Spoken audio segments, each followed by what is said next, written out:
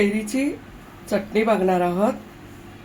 त्याकरता मी एक कैरी घेतली आहे, लसूण जरा जास्तच घेतला आहे आणि थोडं कढीपत्ता घेतला आहे फोडणी करता, थोडंसं हिंग घेतलं आहे, थोडीशी पाव चमचा साखर घेतली आहे, तुम्ही घातली तरी चालेल, नाही घातली तरी चवीप्रमाणे मीठ घ्यायचं आहे, मोहरी आणि जिरे हे आपण तडका देण्यासाठी तेल घेतलं आहे आणि मी बॅडगी मिरची आहे ही भिजवली आहे गरम पाण्यामध्ये भिजवून 5-6 तास।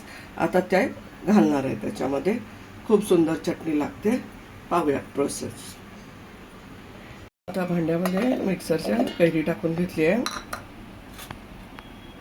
या बॅडगी मिरची भिजलेल्या होत्या त्याही टाकून घेतले, लसूण टाकून घेतलंय,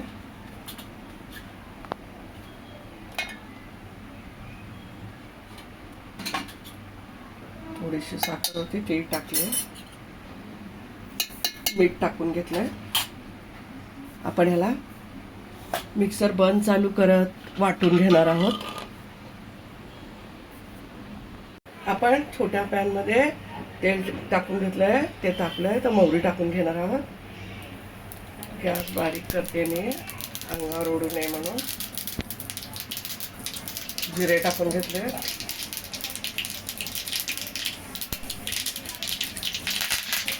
कढीपत्ता टाकून घेतला,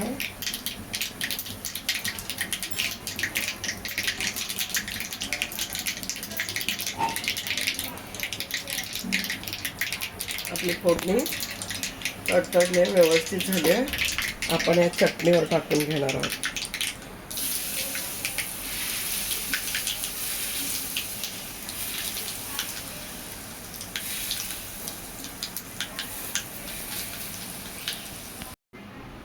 आपण बेडगी मिरची घालून कैरीची चटणी केली आहे, खूप छान स्वाद आहे।